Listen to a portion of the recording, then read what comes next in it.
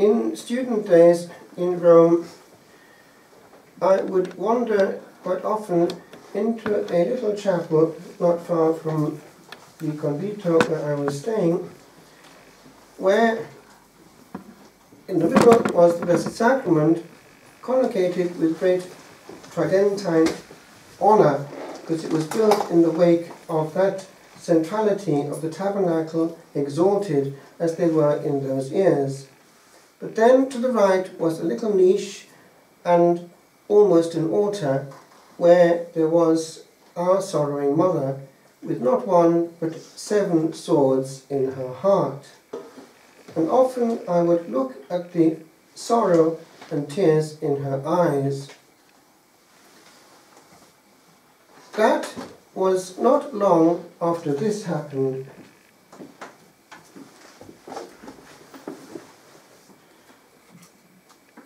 By then I had been ordained, but only just. And when this happened, I had not been, and it was not at all clear that it was going to, because it was when I came back from Rome in 1994 or 5, when Ellen told me that there was this statue weeping blood. Grange Carr, wasn't it? And this is what came out. 2 pictures she took, one with those bloodshot eyes, which if you look closely you can still see here. But this second one, which was exactly the same picture, had this extra bit, which you can all see quite clearly even at a distance, the reason for those bloodshot eyes. What is that? Yes. So it was at the time when it was all happening also in our place, hence the doubt with regard to my own future, when Kilnacroft was an awful mess. And she obviously is very upset about this abuse of the Blessed Sacrament, abuse of the priesthood. It's all one, isn't it? And she is showing her pain as our Queen and our Mother, remembering that the precious blood has come from her. Joseph was not involved, and so she feels the abuse of the Blessed Sacrament. Now, this evening as I came, I had yet another shock. I called on a priest friend on the way here to sort something out, and he came out with this towards the end of the conversation. He had had just a new sacristan, and obviously it was a noble volunteer, presumably of great faith and willingness, because his other one had retired after many years. And so, when it came to the first Sunday, with her help, he had, I think, actually written down the different things that he had to leave in her hands before he got onto the altar. And in the midst of them was, I think, the number of particles to be consecrated, or words to that effect. Therefore he needed about 3 ciboria. So when it came to the immediate preparation, he asked her, and the ciboria, oh yes, they're ready. No, the ciboria, I actually need the ciboria. Oh yes, I've prepared them, yes. So to cut a long story short, she herself had gone to the trouble of putting the particles in the tabernacle amongst the others. So that's the level of faith that we have right now in current day Ireland, that a sacristan cannot know the difference between a consecrated host and a piece of bread. That, therefore, is something surely which Our Lady feels. But it's not unduly surprising, because if one asks a child, one will find that very few know really what is different about the consecrated bread, the holy bread, the blessed bread, and so on, the language of Alive O, which is a great victory for you know who. Everything that we do to the Blessed Sacrament, we do directly as to God, for it is God, not a symbol. But everything that we do to a symbol also, we do as to the one that it represents, and therefore we do it well. Listen to this. This is taken from the story of a very old church in Scotland, now, as they tend to be, a state church, which means up there Presbyterian, but it would have been Catholic, of course. And so this is part of the early history. By the 14th century, the church, this is actually White Kirk, Kirk of course means church, doesn't it? Kyriakon in Greek, the place, the house of the Lord, Kyrios, and that comes through as Kirk, as actually in Germany it's Kirche. The church, and by the way, the church of course is the same word, you know that, don't you? Church is the same word, whereas the word ecclesia, église in French, and église, that's another root. That's from ek, outside of, and klao, to call, kleo, it's to call out of, it's the assembly. But we have the building, and assembly is the people, but that's another parenthesis. So church is the building. By the 14th century, the church had gathered a considerable quantity of treasure, which pilgrims had left as thank offerings to the Virgin. In 1356, the English King Edward III, whose dates are 1327 to 1377, invaded this part of Scotland. White Kirk was raided and its treasures removed. Now, do you see what's happening there?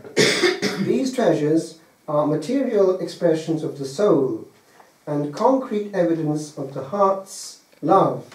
Therefore, they're not just objects. They are handed over as the heart is handed over, and they are sacred. And they are accepted as such by the ones to whom we offer them. The glorious Abbey of Haddington, known as the Lamp of the Lothians, was burned, but White Kirk was merely plundered. The historian John of Fordun describes the incident. Coming forth from their ships, they rushed into the White Kirk, Albam Ecclesiam, situated near to the sea. The image of the Blessed Virgin was adorned with golden rings, necklaces and bracelets, which had been offered by the pilgrims.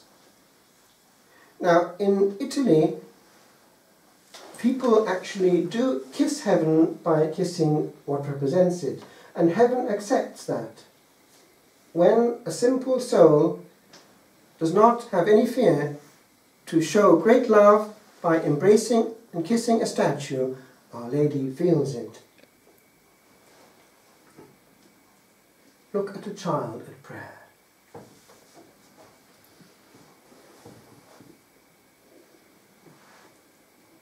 Fearful of nothing, these godless men sacrilegiously robbed the Virgin of her gifts.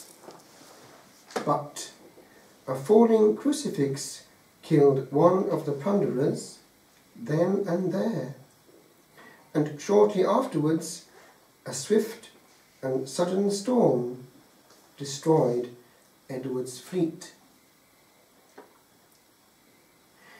A few months ago I was in Jerusalem, and we were praying in the place where the Lord was kept in prison overnight, an awful dungeon.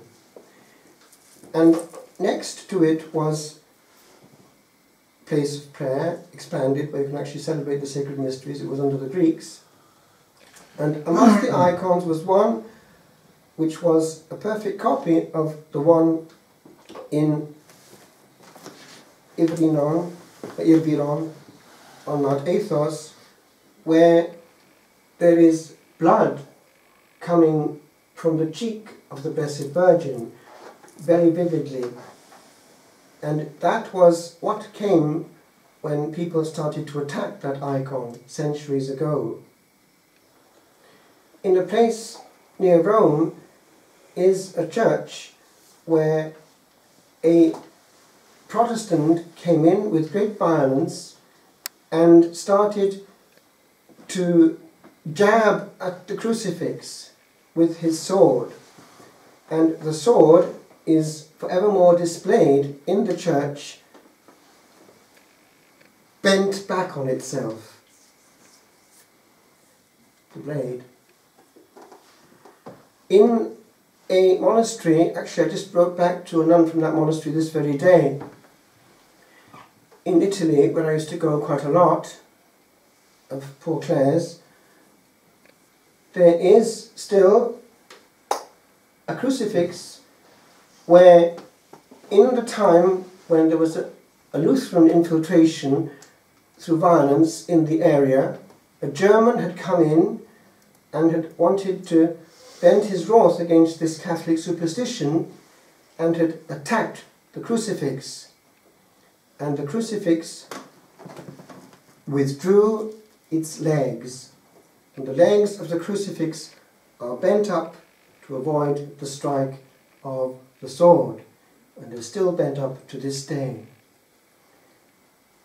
Heaven, therefore, takes as done to the one represented the acts for good or for bad done to those objects.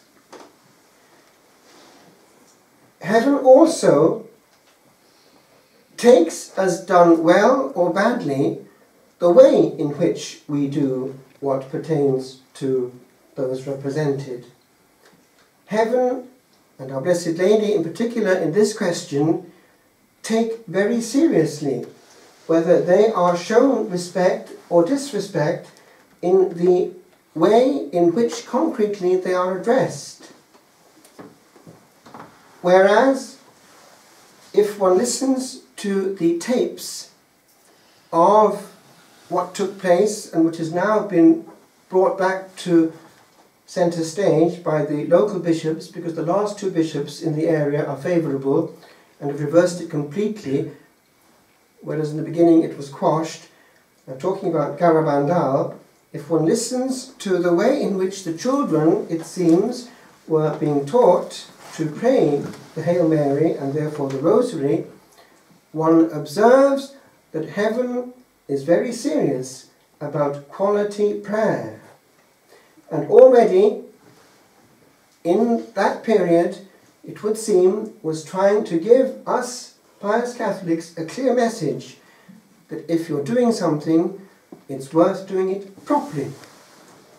And whereas it's one thing already to give time to heaven, it's another one far more serious to give quality time and to be 100% present to heaven when we're doing it. Because I am convinced that the illness of the Irish Rosary is still there, big time. And Old Nick is keen that it should be there if he has to tolerate the sign of the Rosary at all. It must be such that it's actually of no use to man or beast. So quickly must it be said that God and Our Lady can't get a word in edgeways. St. John Paul II gave a whole teaching on the Rosary when he published the encyclical on the same in the year of the Rosary. A whole education as to how to vivify this huge ammunition that we have against Satan. And we know from exorcism that this is actually an extremely powerful weapon. It comes to the fore quite often. He even actually cannot bear the physical object of a blessed rosary. He cannot ever pronounce the name of Mary. He gets around it by horrible words.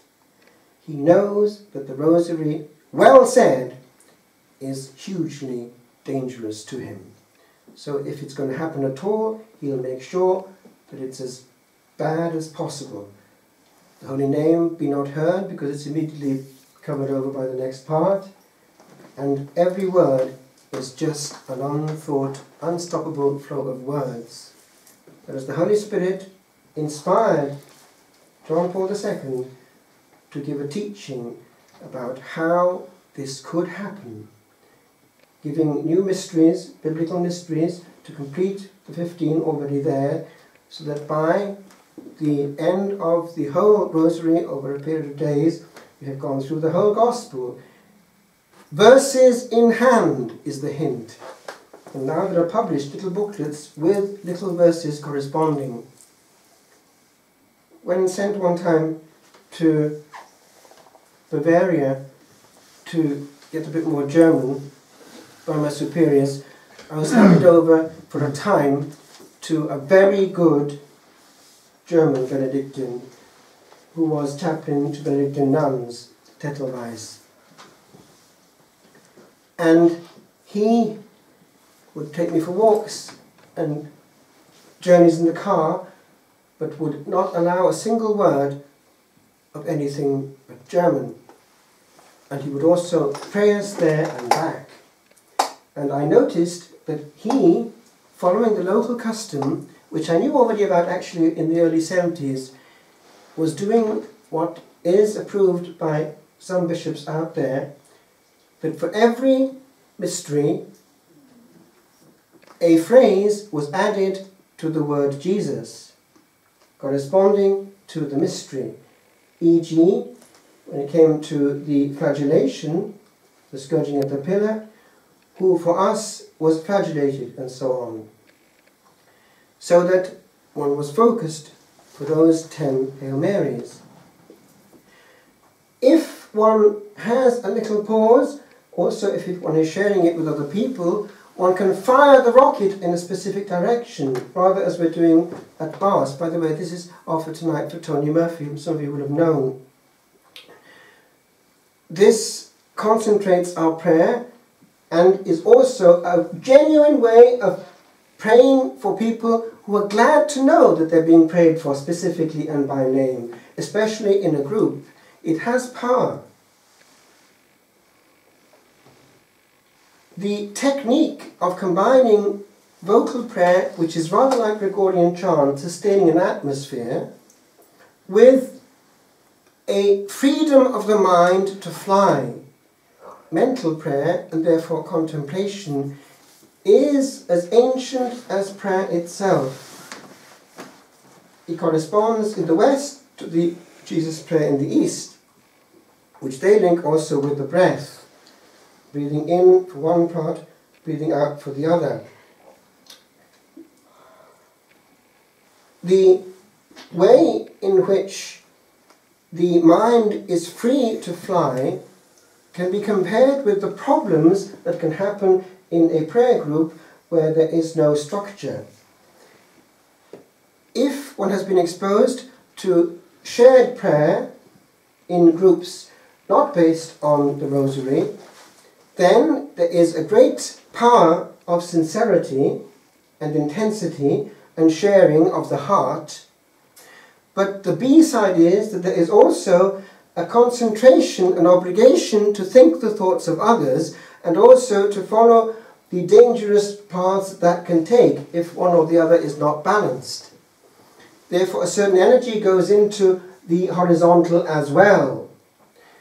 Whereas the Rosary, well said, leaves the mind and the soul in a certain solitude of being sustained by an atmosphere, which does not have to be sustained all the time by our own efforts.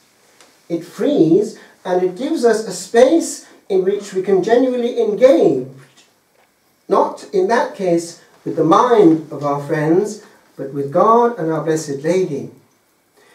It can also, if we're not careful, be an occasion to think about our problems, and problem solving is often done during the Rosary. if one has a problem that comes to mind at that point, the thing to do is to, yes, bring it into the prayer. Pray for us sinners. That is, that we actually pray for that problem. We ask Our Lady to pray for it. So that's useful distraction. We call it the anagogical method. Ana, up, and agogenes means to bring it up. That is, we actually use the prayer as a channeling of heaven's energy to solve and heal our problem. And it also liberates because we realize that we can't do it ourselves.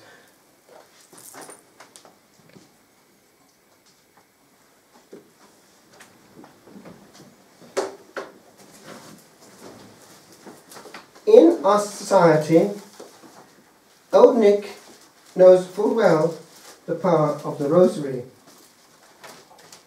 And he has been extremely successful in extirpating its use by making sure that enough noise dominates in the hearth to make its recitation impossible.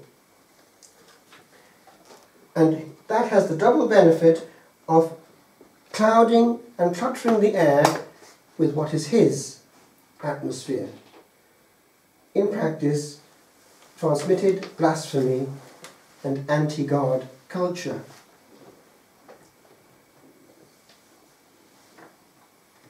That then gives the soul the maximum of access to what the devil wants it to hear. Not just in the evening, but by now right through its day. For every average soul is always now in the West plugged in. Look at the person even doing something else, plugged in, looking at the magic screen.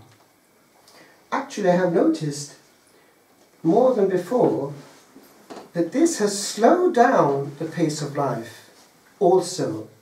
Quite often one is with people and this thing rings not once but twice or 3 times, and all the time one is waiting for them to get off the phone. And the more the person is available, the more unavailable that person is. It's extremely difficult to go through life nowadays unless one is handling people who know how to handle this machine. So this is the result. People are finding that they have arrived at the end of their life without ever having had a pause. And I was given this the other day by a friend of mine, which I will leave with you without comment, for it says it all. It is a person who finds that his soul has left his body, and for the first time he's had to stop. From behind me I felt a terrifying presence, a presence so completely evil and so full of hatred that I wanted to run, but terrified, I was frozen in place. I felt it approach me with its hot breath flowing over the back of my neck. So complete was its hatred of me that I felt this hatred weigh me down and cover me.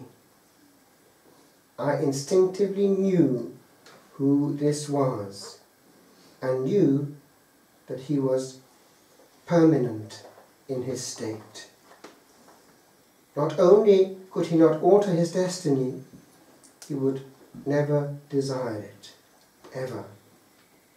His damnation was set forever and cemented in complete and total opposition to God. Therefore, if one sees a person who every time systematically says no to anything to do with prayer, church, God, etc., that person is participating in the dynamics of this being that this soul is now encountering without intermediary or distraction, but which already it has opened itself to every time it's opened some channel which transmits him. He hated completely all that God is, and therefore hated beyond words all God has created. In hell, he spews all of his hatred onto each and every one of those souls imprisoned in hell. And these people who have had this experience say all the same thing. It's as though they nourish themselves with glee and satisfaction from causing atrocious suffering. And by the way, a person who does something of that in this life, a bully, is participating also in that. These souls are constantly bombarded with it, and they are perpetually reminded that they could have had heaven, but instead chose hell. There's a choice, and God stands back in awe. We are in command of eternity, as long as they're on this side of it.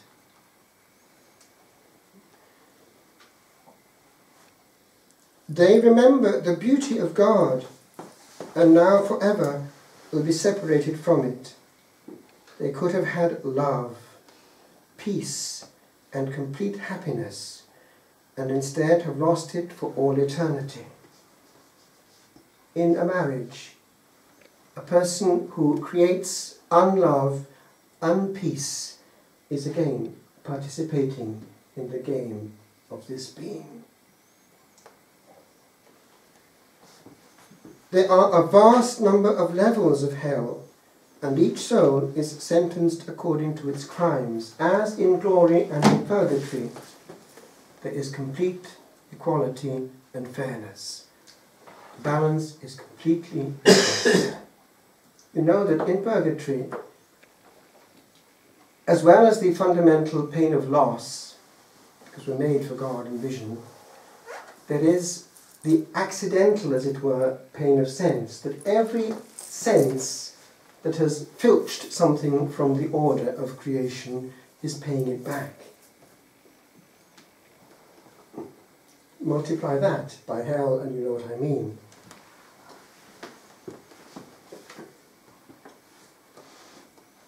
These tortures continue unabated and repeat over and over, carried out by millions upon millions of willing demons. Now, people have asked how many angels there are. Now, it would seem that it is something unimaginably huge. It has been said, actually, an infinite number. We're not sure, but it's a huge, huge number. Now, a third fell. So, what does that mean? Huge, huge number of demons. A proportion of which are loose right now.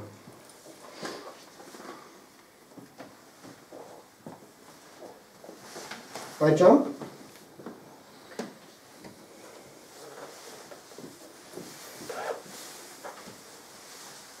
Clinging to my guardian angel, I thanked him for taking me out of there. We came to a stop, and Michael, he's rescued by St. Michael, turned to me and said, "You have only seen a small glimpse of the horrors of hell. Do not forget it." So he's given a second chance. Nothing about my life is the same, and it changed the minute my breathing tube was out. I asked for a priest to come as soon as possible. I was frantic and told the nurses that they had to hurry and to get me a priest. No priest was available until the next day, and that night I didn't sleep a wink. I hadn't been to confession since grade school and hadn't been to Mass since I was in high school. When the priest arrived the next day, I asked him to hear my confession. I fumbled with the words, not knowing how to begin, but he patiently talked me through it. It took 3 hours, but I confessed it all. After I got out of the hospital, And after I recovered and got my strength back, I sat my wife down and apologized to her for everything. Then I went to each one of my children, all grown, some with children of their own, and I apologized to them because I had completely failed them. At first they thought I had gone mad, but eventually they did forgive. We are very close now, and I've tried every day to show them how much I love them. It took Regina a long time to forgive, because I was so rotten to her all our married life that she didn't trust I had really changed. Eventually she did forgive, and we've been together 50 years now. Yes, she took this old sinner back, and God be praised.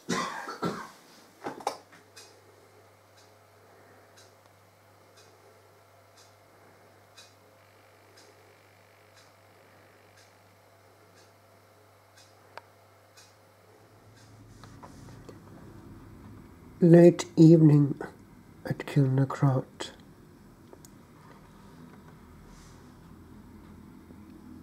This is a home from home for many souls, a hearth where many winter nights we warm, a stopping place where oft a pilgrim strolls on his long homeward journey through the storm. This is a little land where heaven dwells, and people know it well, for still they come 'neath beating rain, though summoned by no bells, save the inner call of coming somehow home. And through the dark the candles burn on, by statue and by veil, and by this thing that hosts an angel throng. And saints have gone with drunks to meet at these same steps their King. For there is something strange about this place, and earthlings seem to huddle round its grace.